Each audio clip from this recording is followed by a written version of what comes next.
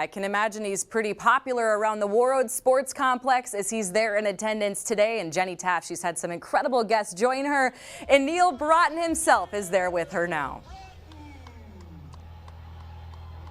They made me do that. Yeah, Katie, thank you so much. And yes, Neal's very popular around here. He's already had a few waves with all the fans coming by. And thank you so much for joining me today. It's fun to have you. Well, I appreciate it. Thank you for having me on here today. Yeah, it's hockey day. We're celebrating, and we've been talking about the rivalry we are about to see. And we've talked a lot about Roseau today. But I want to talk about Roseau and Roseau and the rivalry you know so well. What makes it so special? Well, we're only 20 miles apart. They had great hockey, youth hockey and high school hockey, and we had good youth hockey and high school hockey. The rivalry between the two is, ever since I was a little kid, has always been there. So both teams are really proud, and the tradition always carries with the team, you know, and they wanted to win, we wanted to win. Yeah, bragging rights on the line. Bragging rights, yeah. You guys are exactly. too close. It Yeah. matters when you win this game. Yeah. I do want to ask as well about your time with the Gophers and what stands out from that experience. Obviously, winning a national championship, Hobie Baker winner, but what did you enjoy most playing for Minnesota? Well, I enjoyed playing with the guys, Billy Baker and Phil Bricota, and Herb Brooks being the coach there. You know, we had a really good team there. I was freshman my first year, but we had a really solid team.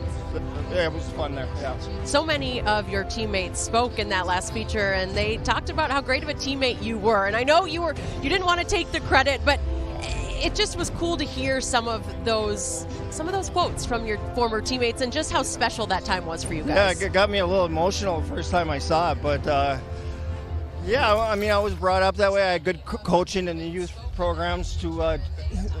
They taught me how to pass the puck and play like a team player, and it's carried with me my whole career. It's really interesting when we think about all the success you've had. Obviously, you're one of two players who's won that trifecta, so I'm talking about an NCAA championship, a gold medal, and a Stanley Cup. So, Neal, if I'm going to ask, do you have a favorite?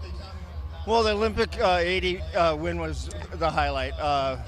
But I always wanted to win the Stanley Cup, and we did that in '95. And the NCAA championship at Minnesota, because we didn't win a state tournament, and that was the first championship I won, so that was pretty special too. I mean, they're all special, but the 80 team was a big surprise, and we didn't think we were going to win, but we ended up winning. So. Well, it's really interesting too. You mentioned the 80 team. We surveyed a lot of these players, and they all say their favorite movie, Miracle. I mean, that's a message. I mean, that's a story that lives on, and it's so cool to think that you were a part of that. I know, it's crazy that people still come up to me and say, you know, I never watched hockey before, and I had to watch that game against Russia or whatever. Yeah. You know, they keep telling that story, but yeah, it was incredible. Incredible moment and an incredible rivalry that we are about to see. I have to ask, prediction for the game, how you feeling? I think Roseau's going to beat him by one. Just by one? It's going to be a close game. Yeah, one. Close game. Well, thank you for being here. Yeah, truly, what a fun day, and thank you. Katie,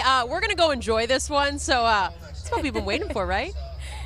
Exactly, Jenny. What a wonderful interview there, and we'll see if Neal's prediction is right. No matter what, you can imagine this is going to be a pretty close game.